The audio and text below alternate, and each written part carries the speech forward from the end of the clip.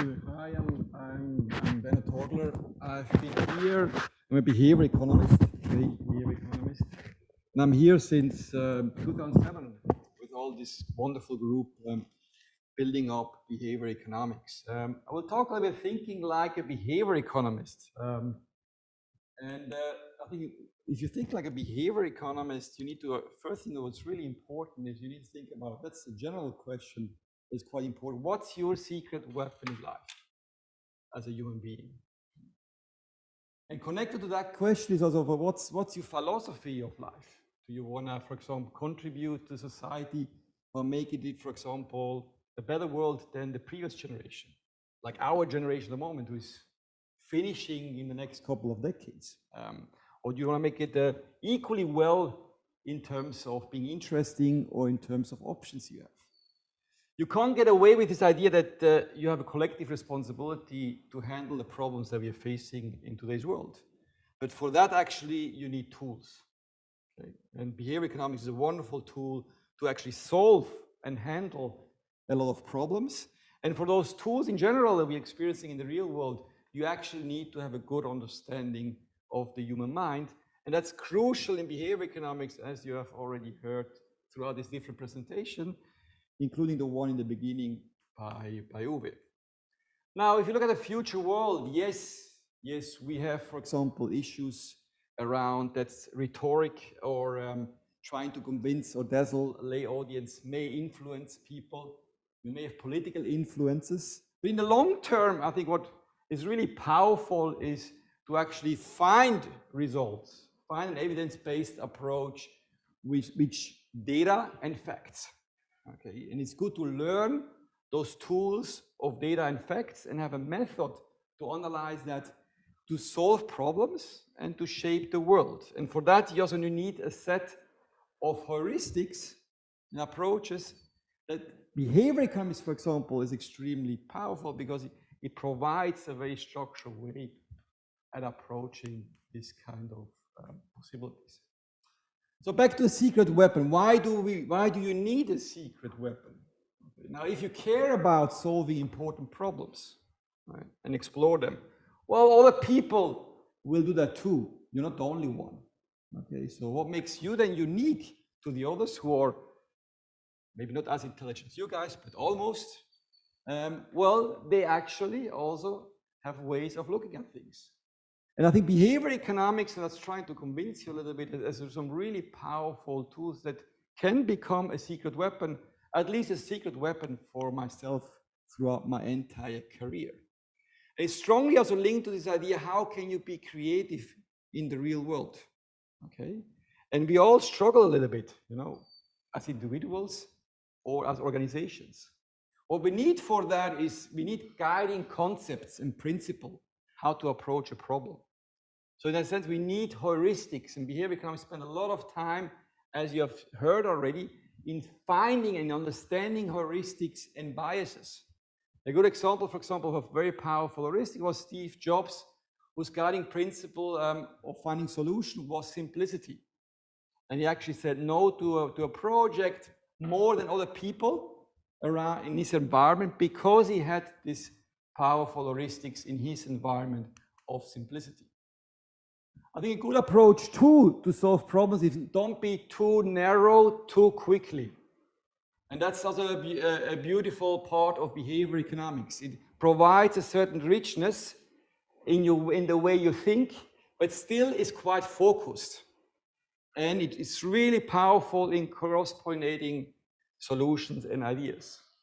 Some examples of cross-pollination, the power of cross-pollination. For example, Steve Jobs was constantly inspired by objects that he had encountered in the real world.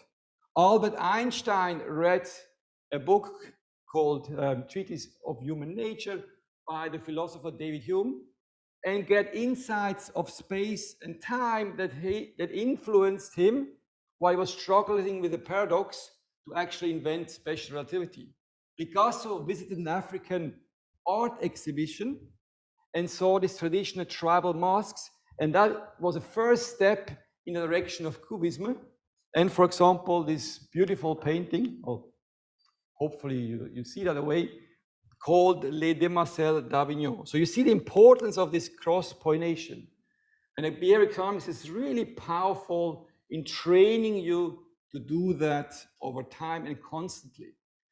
Now, as a behavioral economist, you are a creature, okay, who tries to understand the world by applying scientific rigor, okay, which is deeply needed. So this evidence-based policy approach is driven by scientific rigor. You see the world as an adaptive system. So you're focusing, okay, what survives, what not. Take the feedback to it, adjust, apply, improve.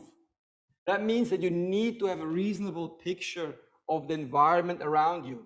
Okay, what is changing in the environment, of the context. You need to focus on the context because the world is quite broad, it's beautiful, it's fascinating, it's awe-inspiring, but it's also complex.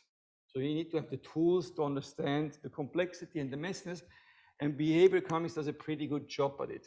So what the behavioral economist is a creature of the 21st century, which is immersed in taking science seriously and apply that in the real world, and therefore be equipped with very powerful tools of thought and exploration. So you are a prepared mind to respond fast and quickly to the challenges, but also to the beauty of the world.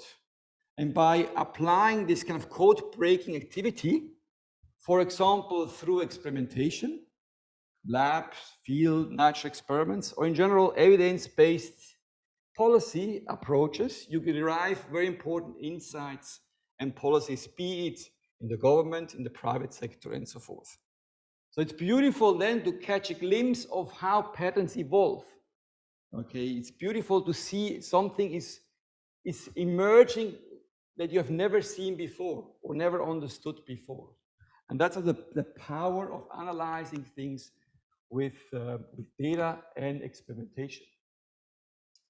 So we have seen that today in the discussion. So in that sense, you embrace, as a behavioral economics, the shores of economics, psychology, and now we'll go even further. AI, as we have seen with the robotics, but also many important insights developed in behavioral economics are AI connected.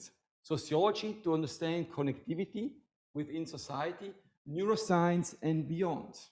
So you're alive and you're actually a person who has many homes, okay? You are somehow a social scientist before you are an economist or a psychologist. So you're quite versatile, okay? And you are versatile in the ability and excitement to use those tools. So that actually guides you really well through the maze of human life throughout. It's also important to work with a realistic picture of human nature and choice because you want to be resilient. Okay? You want to understand why that happened. And to be adaptable and to provide conclusions, you need to understand actually the mechanism. And behavioral economics provides a lot of insights to that. So if you look at, you can say, well, maybe you get everything through experience. And in the past, government agencies and firms have heavily relied on experience. It's a very powerful teacher, trial and error. It's also good for adaptation. But it's not enough. Why? We have seen that before. We have, as human beings, biases, okay, that we cannot solve through just experience. So it's important to map those heuristics and biases and then find not just how to reduce some issues.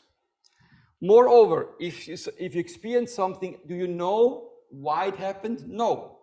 We are trained in our brain to do this counterfactual, what if, and so forth.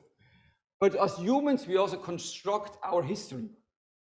Winston Churchill once said, history will be kind to me, for I intend to write it. So you derive reasons, but those reasons may not correct. So it's subject to errors and biases. And in the real world, the causal structure, how A affects P, is quite complex. There may be many uncontrolled variables that you don't know, and you need to learn how can I actually get them and how can I integrate them into my system.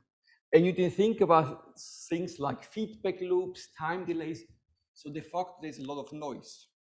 And you need to start structuring things around that. History will justify almost anything. think about a pilot who experienced a near collision. You can say that, wow, I was so great that I was able to avoid this kind of collision. So you say this was a success story. Or maybe you did some really dangerous practices, and that actually is a failure. But you can build a story around that, and that's a problem. Okay. So how can you get more certainty in this kind of messiness? Well, one way is to use experimentation. So you rigorously apply experimentation to a problem. Now, we in the real world here, we don't live in this kind of quantum world where we have this nice amount of parallel universes where we can act and play around with it. So we need to find a way, how can we derive this counterfactual situation? So one way what we do is we do experimentation. We randomize people so that you have a control group who is identical in all the characteristics to a treatment group, and you treat that with an intervention, and then you explore what happens. So here you can see here you have the intervention, and here you have this control group. And the difference here is actually the effect of the treatment. Okay? You can also do that, for example, through matching. And this is what we did here in the study. We matched the characteristics of scientists, key scientists, and explored what happens after a major award in terms of reputation, measured as citations in publications that they published before the award. And you see huge differences. So those who received the award received more citations. So that's a way of understanding what are the implications of award by designing a control group through a matching strategy that has the same characteristics as those who received the award. If you look at the experimentation tools, you see a huge increase over time in the use. And you see countries like the US are extremely good at applying those tools. This is just an example looking at tax compliance. Australia is also pretty good, but you see a lot of activities that are not that strong depending on the country where you're active. But you will see an increase over time. You see here, we are very well equipped here by doing lab experimentation, by using neuroscientific tools, but also by going even to the Mount Everest, here's the base camp, to run experiments, for example, with individuals. We apply that in specific situations. Here, we actually did an experiment based on the situation of the Brisbane floods, where we looked at just homeowners affected by the flood and just not affected by the flood, who had the same characteristics because they were so close. And we observed, for example, that those who were affected by the flood were actually more risk-loving than those who were not affected by the flood. And we're talking about meters difference. And they were more willing to take risk in terms of a lottery scratch card compared to a fixed amount of money. We can run, we have done studies where we run natural experiments. So we actually explore, in this case, what happens in the German reunification in terms of cooperation among scientists in the East, and also how they perform over time as scientists. So we are able to understand adaptation process of a society that was together and then separated, and then together again. And we apply tools such as network analysis to understand what's going on. So this is also how you combine, for example, insights from sociology. Neuroeconomics is also very important. Here you see a quote by a financial journalist. And here you see a study done where you explore that uncertainty leads to an increase, uncertainty in the market leads to increase in cortisol levels among traders. And then actually the consequence over time is that your amygdala increases of your limbic system. And afterwards, then you become more irrational. So that's an interesting approach to explore the biomechanisms and the implications of the behavior afterwards. We have applied neuroeconomics on a variety of different environments, including paying taxes and making important decisions. And with those tools that I mentioned before, we are able also to, for example, when a crisis emerges, such as COVID-19, to apply those tools quickly to derive important evidence. So this is just a selection of studies where we actually explore what's going on in terms of compliance, cooperation, mobility, looking at key concepts where behavioral economics has done a great job, such as, for example, risk attitudes, confidence, and so forth. Now, what I'm saying now is that with the behavioral economics thinking tool, you are ready. You have the tools and insights. You have the training to go for the big waves if you want to. Thank you very much.